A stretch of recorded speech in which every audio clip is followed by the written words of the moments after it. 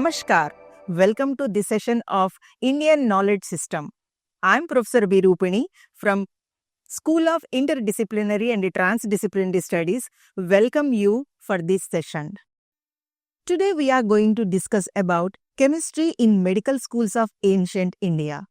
I know it is a very interesting topic. So the field of chemistry, as we know, is not very old. It was not researched in isolation, rather. It emerged as a result of pursuit of two intriguing objectives, or the objects we can say that.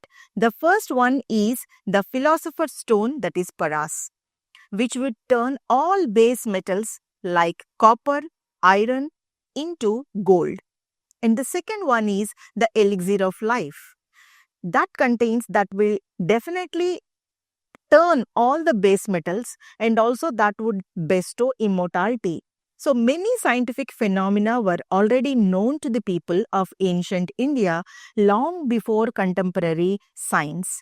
They used that information in a variety of contexts. Between 1300 and 1600 CE, chemistry mostly evolved as alchemy and also itochemistry. Using a range of minerals, Ayurveda had a significant influence in the advancements of chemistry in ancient India. In ancient India, chemistry was referred to as Rasatantra, Rasakriya, Rasavidya or Rasayan Shastra. Of course, all these terminology are same. That approximately translates to the science of liquids. All of the main areas of human knowledge and endeavors like the mathematics, astronomy, physics, chemistry, medical science and surgery were covered by science and technology in ancient and medieval India. So now we will see that what is meant by alchemy. That is normally we can call it in Sanskrit, that is Rasa Shastra. So alchemy and chemical activities were closely related in ancient India, mostly because of the desire to turn base metals into gold and obtain immortality by consuming the elixir of life. So, it is a subfield of Ayurveda that is known as Rasa Shastra, which is devoted to the therapeutic applications of minerals and chemicals, especially sulfur and mercury. So, the metallurgy and the medicine, which are mostly benefited greatly from this early understanding of chemistry. So now we will see that what is Rasayana, that is elixirs and longevity. Rasayana uses a variety of chemical and herbal mixtures to promote vitality and rejuvenate the body and maybe achieving immortality. So alchemists, what they have done, they searched for a material known as Rasa. Normally we will call it as mercury, which they believed and healing and life-extending qualities when applied are consumed, and that could turn base metals into gold. So that was a reason behind the taking as a mercury. Now we will see mercury and metals. Mercury was a key element in Indian alchemy and was regarded as a powerful and divine substance that could cleanse the body as well as the soul. And metaphysical ideas like spiritual enlightenment and soul purification were associated with the transmutation of metals. In addition to its intrinsic worth, gold was prized for its connotations of immortality and purity. In order to create powerful medications, alchemists known as Rasavadins also experimented with different minerals, metals as well as herbs. So these treatments were thought to improve longevity, treat illness and advance general health. So Ayurvedic and other ancient medical systems owe as a great deal to alchemical expertise.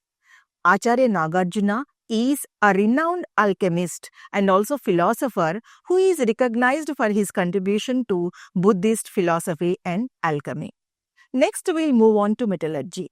So, metallurgy was highly developed in ancient India, especially in the extraction and refinement of metals like copper, bronze, iron and zinc. So, because it is the oldest zinc mines were found in Zawar, Rajasthan and date from 200 BCE to 100 CE, zinc distillation was a significant accomplishment. high quality steel, particularly wood steel, which was exported and highly priced across the ancient world. That was also manufactured by Indian blacksmiths. For instance, Delhi's iron pillar is a very good example for it. It is the corrosion resistant iron technology created by Indian metallurgists in the iron pillar in Delhi, which dates to the 4th century CE. So the pillar exhibits little rusting even after more than 1600 years of exposure to the environment. And also, if we will see the dyeing industry or the textile industry, particularly during the Roman and Islamic eras, Indian textiles dyed with natural chemicals. They were highly valued in international trade. For example, cotton. So cotton was one of the earliest crops to be grown in India. And also, the cotton fabrics made in Bengal and Gujarat gained international renown. And if you will see the silk, India has a long history of silk weaving, and also with Bengal and South India producing the renowned Mulberry silk, India had a long history with silk, particularly as a result of its Silk Road commerce with China. And also woolen garments also. Wool was a necessary component of textiles like well-known pashmina in cooler climates like Kashmir and the Himalayas. And now we will see that what is Rasa Shastra, that is alchemy and chemistry. So the synthesis and application of chemicals, minerals and metals for therapeutic purposes is the focus of specialty area of Ayurveda known as Rasa Shastra. It developed between the 8th and 12th century of CE and fused Ayurvedic and alchemical ideas. A crucial element in Rasa Shastra, that is Rasa meaning mercury or liquid, we can say that, was thought to have the ability to revitalize and extend life. For medical purposes, the procedure entailed purifying metals like silver, gold and also mercury. Alchemical procedures were utilized to create bhasmas, which are calcined mineral and metals compounds which are used to treat a variety of illness. For instance, the medicinal qualities of Tamra Bhasma, that is a copper ash, and also Swarna Bhasma, that is a gold ash, were employed. If we will look into the plant-based medicines, the chemicals which are based on Ayurvedic medicine, that is relied heavily on alkaloids and also other compounds that were produced from plants. Plants with strong therapeutic and occasionally poisonous qualities include datura and also the cannabis sativa and also actinium ferox, that is the Indian aconite. Compounds like vithanolides, which are found in ashwagandha and also the Withania somnifera, that has been demonstrated to have the neuroprotective and anti-inflammatory and anti-cancer properties. And risopine, a substance that has become crucial in modern medicine for controlling blood pressure and mental disorders, is found in herbs like sarpagandha, that is a Rauwolfia serpentina, which is also used to treat hypertension. And mineral herbo formulations like herbal and mineral elements, they were combined in several Ayurvedic medicines. So these are also known as rasaushadhis. And also, they were thought to have strong healing properties, particularly for long-term conditions and also illness like diabetes, asthma, and also digestive issues. For example, Triphala Rasayana. So, that contains 3 fruits combined with minerals to enhance health and promote longevity. And also, most important activity is the detoxification and also of the harmful substances. So, the potential toxicity of metals and chemicals were known to ancient Indian practitioners to purify metals and minerals before using them in medicine. So, that means they have already the standardization procedures. They have created advanced purification procedures known as Shodhana. To make the compound safe and useful, these processes frequently including like heating and grinding, washing and also combining with herbs. So, to eliminate the harmful effects, mercury, for example, was purified using a variety of techniques like triturating and also with the herbal liquids and also the heating procedures. Now we will look into the Vedas, how the chemistry of ancient medical schools, which we interconnected with Vedas, or how it can be originated from Vedas. So we all know that the Vedas, the collectively called as Chaturveda, are a collection of 4 sacred texts from ancient India. They are extremely important in Indian society, Hinduism, and also history, anthropology, and philosophy. People still use Vedas in their lives to learn about philosophy and spirituality, in addition to utilizing the mantras for religious purposes.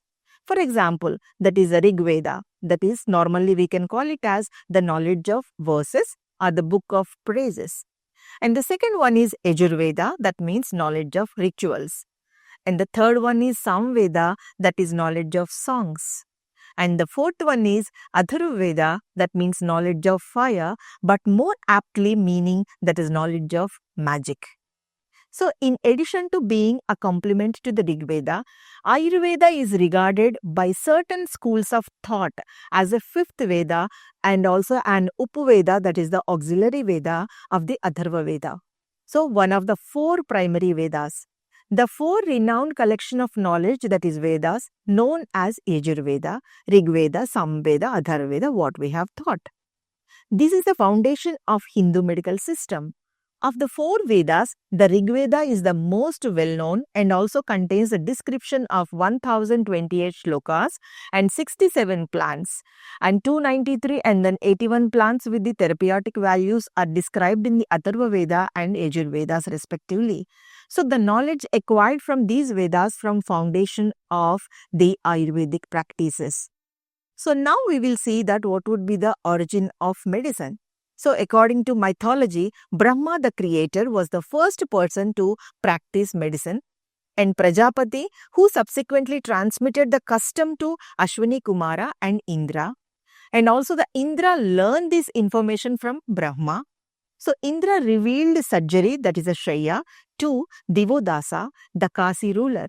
So he was the divine Dhanvantari's avatar as well as. So much we can understand that from our Vedas, how the medicine is generated or originated from Vedas.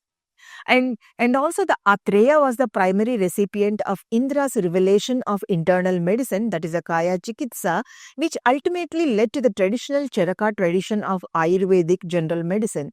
And also we can also understand infer the following, the ancestral ancient medical schools, and then we can also discuss the ancient Indian medical tradition that is evolved from mythological to non-mythical. And the first people to establish medicine as a science were the physicians like Atreya and the surgeon like Sushruta. And the ancient practice of Ayurveda dates back to the 2nd century BC, the ancient schools of Hindu philosophy known as Vaisheshika and the school of logic known as Nyaya, which is created the groundwork for Ayurveda. The inference and perceptions on patients' pathological conditions should be gathered in order to treat them according to Vaisheshika school. On the other hand, Nyaya school spread its beliefs on the premise that before beginning treatment, one should have a thorough understanding of patient's state and also the ailment. The Vaisheshika school divides an object's quality into 6 categories, which are known in Sanskrit as Dravya, Vaishesha, Karma, Samanya, Samavaya, and Guna respectively.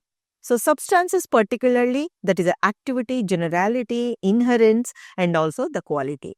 So according to Ayurveda, the 5 components of the universe is, that is divided as Teja, that is fire, and Prithvi, that is earth, Akash, that is space or ether, Jala, water, and also Vayu, that is air. So according to Ayurveda, these 5 components known as Panch Mahabhuta.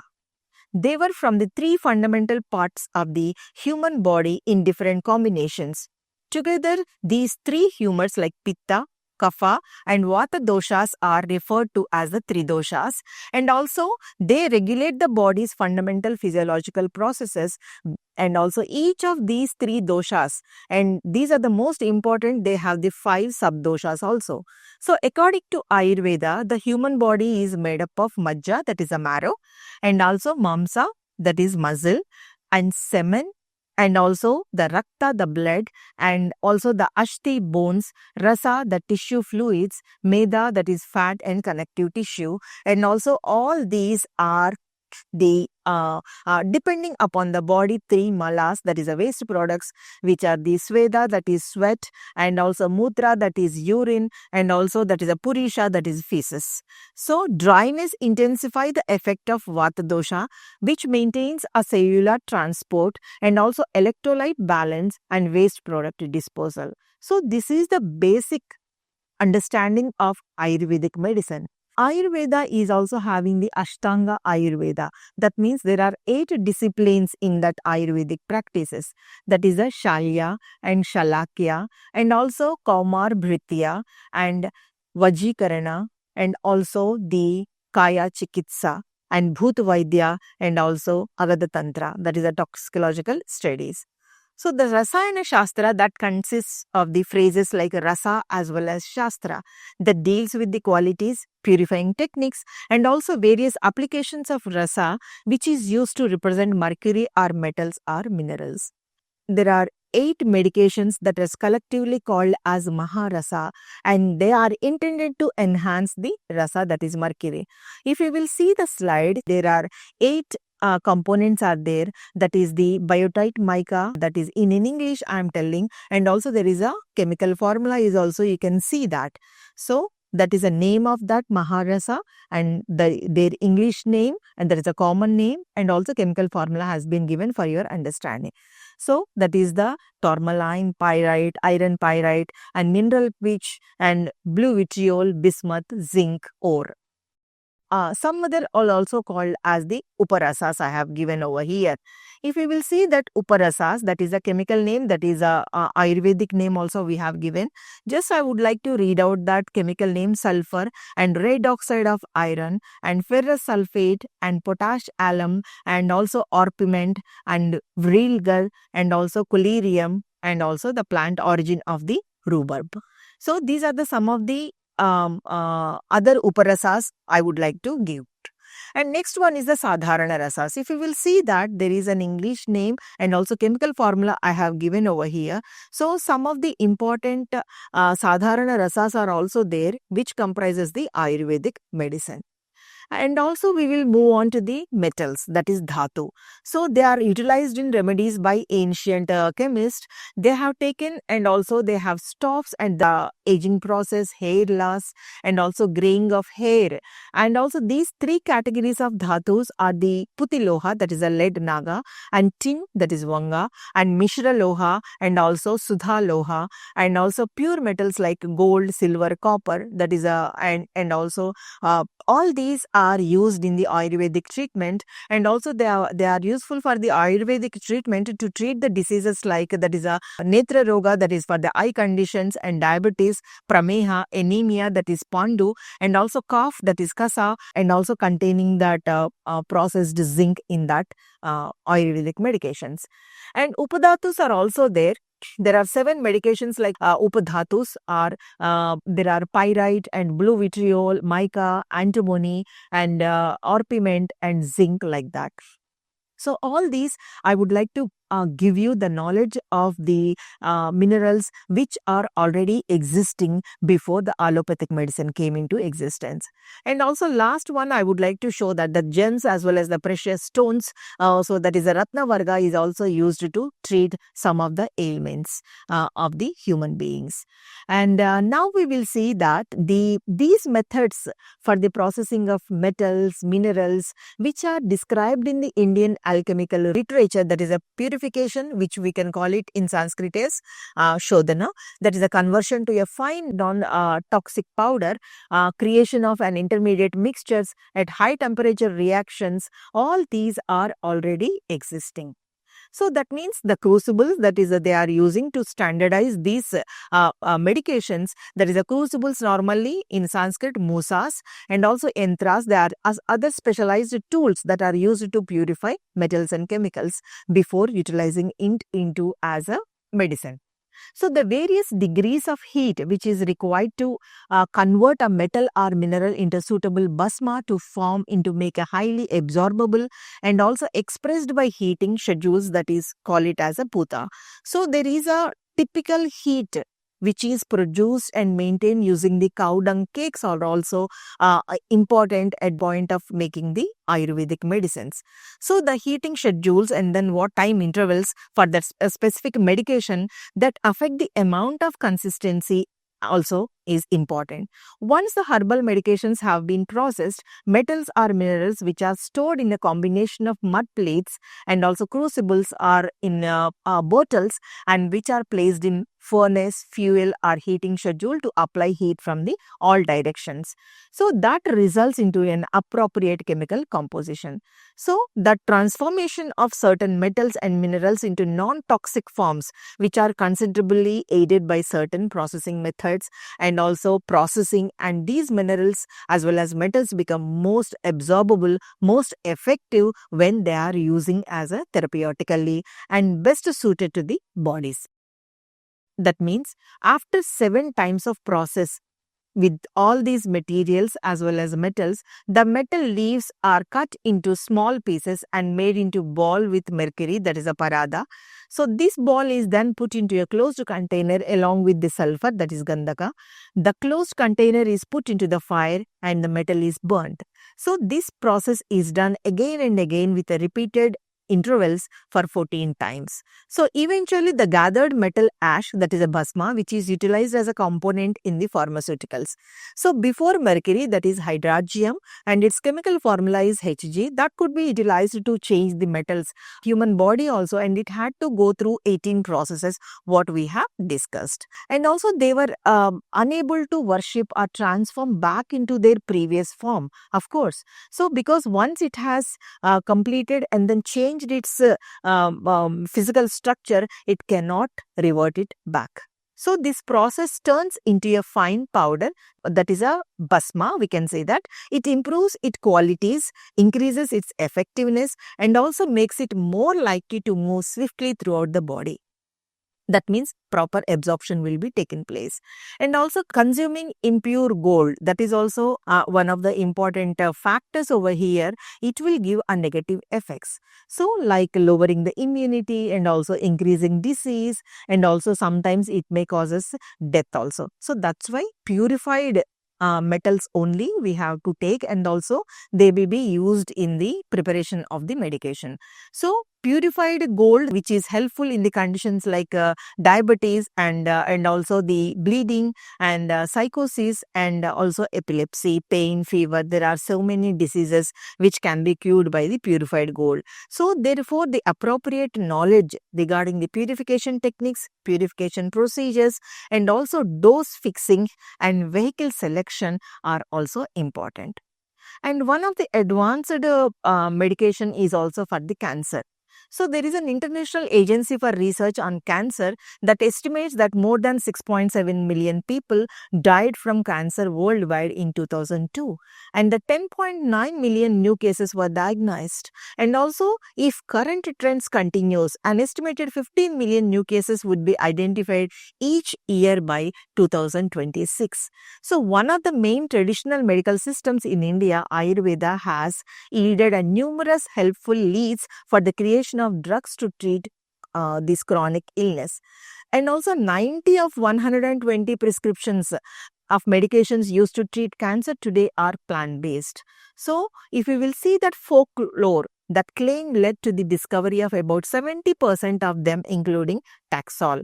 Out of 65 medications are authorized for the treatment of cancer from 1981 to till today, and there are more than 50 either natural items derived from the natural products, and also some were mirrored natural products. So these phytochemicals are commonly called as chemotherapeutic or chemopreventive agencies. So I would like to give one more example, that is a turmeric, that is curcuma longa, which has been used for the millennium people, as well as every household is having that, the Ayurvedic remedy and also spice on the Indian subcontinent. That also contains an active ingredient called curcumin, and it has been demonstrated that the curcumin inhibits the development of skin, liver, lung, colon, stomach, and also breast cancers. there is a bit cleavage and cytochrome C release and caspase 9 activation, and subsequently caspase 3 activations have all been demonstrated to induce apoptosis and also impede the growth of broad range of cancer cells in culture. And also important thing is next one is the bhasma, which is also preparing something using the herbal juices or the decoctions and also exposing it to the specific amount of heat. So, according to the Putta system of Ayurveda, that has been extensively accepted for the treatment of numerous medical diseases like diabetes and also the hypertension, and since the 7th century of AD in the Indian subcontinent. So, bhasma are said to be organically generated and nanoparticles that are used in the conjunction with a number of other Ayurvedic medications.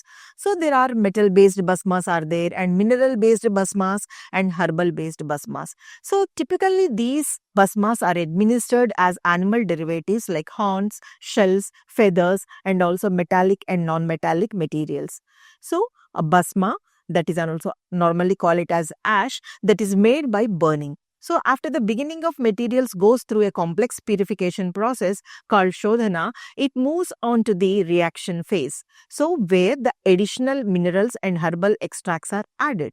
And after that, a furnace burns the material in pellet form, and it is also anticipated that the final result will be non-toxic substances. There are also Tamra Bhasma is there, and also Shankha Bhasma and Swarna Bhasma are the few examples for this one.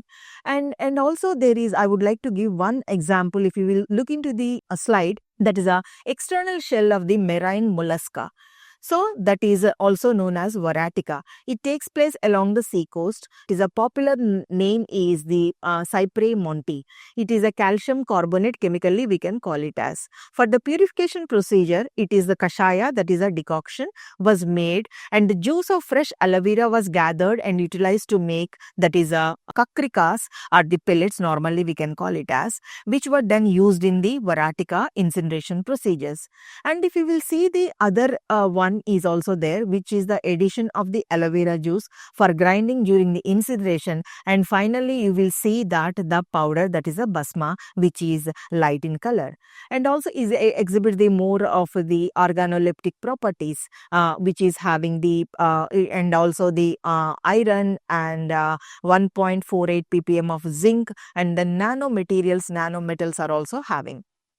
And I would like to conclude like that in the Indian system now, the presently it is the ministry is introduced, that is the Ayush, that is the guarantee as well as the best possible growth and spread of Ayush medical system. It is a distinct department of the Indian system of medicine as well as the homeopathy that was established in 1995. But in November 2003, the Department of Indian System of Medicine and Homeopathy, it changed its name to the Department of Ayush, which stands for Ayurveda, Yoga, Naturopathy, Unani, Siddha as well as the Homeopathy. So, there is a global resurgence is also there for the interest in the holistic healthcare system, that is because of the rise in lifestyle related disorders, especially relation to the management and prevention of chronic as well as the non-communicable diseases like what we have seen. These are the 7 types. So, I would like to conclude that from theoretical development in atomic theory to real world applications in health and metallurgy, ancient India made significant contributions to chemistry. These advancements established significant groundwork for later contributions to world of chemistry as well as for the traditional Indian knowledge system. Ekam Shastram Adhyano na Vidyat Shastra Nischayam. That means it is one science alone is insufficient. In today's world, having multidisciplinary knowledge is crucial for competence. There is a well-established interdependent relationship between chemistry and Ayurveda. It would be beneficial to introduce Ayurveda as the contemporary community had anticipated, given the advancement of more advanced technologies in contemporary chemistry. With these, I would like to close, and in the next session, we will come up with the other topic. Thank you.